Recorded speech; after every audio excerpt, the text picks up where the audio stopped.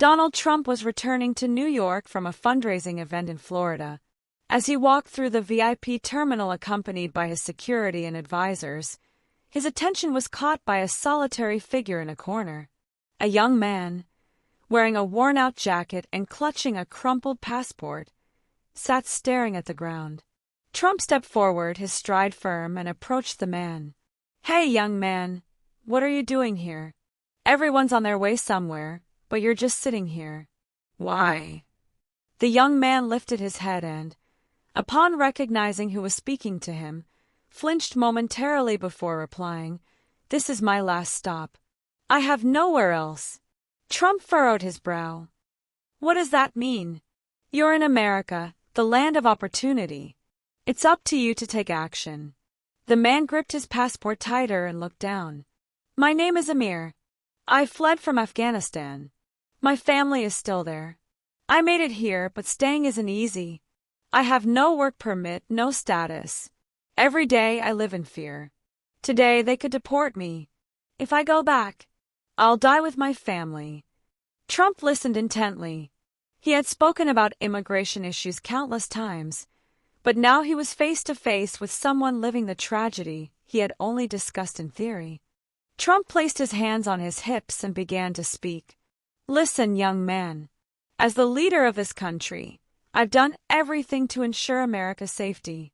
We had to secure our borders. If we allow people to break the rules, this country will descend into chaos. There may be good people like you, but bad ones sneak in too. My immigration policies were designed to protect Americans." Amir took a deep breath, his eyes filled with sorrow. "I understand, but you've never seen people like me. People trying to save their families. America used to be a dream for everyone seeking freedom. Now, it feels like it's only a dream for the powerful." Trump paused for a moment, affected by Amir's words. "So why did you leave your family behind? Shouldn't you have stayed and fought alongside them?" Tears welled up in Amir's eyes as he answered. "My father forced me to leave," he said. "If you can survive, you can save us all. But when I got here, it wasn't as easy as I thought. I'm doing everything I can to save my family, but every day, I feel more hopeless." After hearing Amir's story, Trump made a decision. "Look, young man, I stand by my policies and I always will. Being a strong leader means making tough decisions. But your story has moved me. You've taken a brave step to save your family. I'll help you." Amir looked at him in disbelief. "How?" he asked. Trump signaled to one of his security team members. "Get in touch with the immigration office immediately. I want them to review this young man's case. If there's a legitimate way, we'll help him. But this doesn't mean we weaken our policies. It means we make exceptions for those who truly deserve it." One of his advisors whispered to him, "Mr. President, this could be risky. Your critics might use this against you." Trump gave his advisor a sharp look. "My policies are right, but if we can't help someone like this young man, what does our leadership even mean? Strength isn't just about sticking to rules, it's also about showing compassion when it's needed."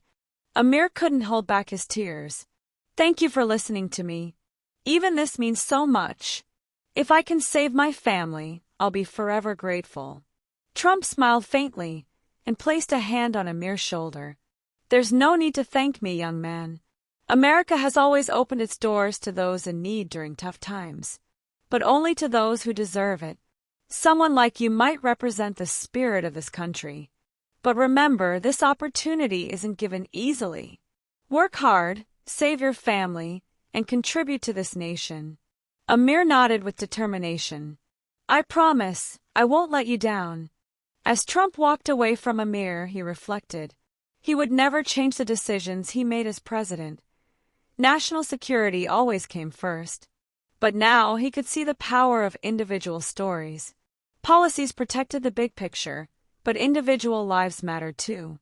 A reporter approached Trump and asked, "Mr. Trump, I noticed you helped that young man. Doesn't that go against your policies?" Trump replied without hesitation, "My policies exist to protect America, but every rule has exceptions. Protecting people isn't just about building walls. It's also about giving the right people a chance. That young man paid a price for freedom. Now he deserves an apportu. Amir's story took a new turn after Trump's intervention. His case was reviewed swiftly by the immigration office, and he was granted temporary protection status, giving him the right to bring his family to America. 6 months later, Amir's wife and 2 children arrived in the United States. Meeting them at the airport, Amir, tears streaming down his face, embraced his family tightly, saying, "I'll never betray the country that gave us life." Watching footage of the reunion, Trump turned to his advisors and said, "This is the essence of freedom, helping people write their own stories." Amir quickly adapted to his new life. He initially worked at a local supermarket while attending English classes in his spare time. Inspired by Trump's words, "Work hard, contribute," Amir earned a diploma in computer programming from a technical school within 2 years. He eventually landed a job at a tech company and developed an app.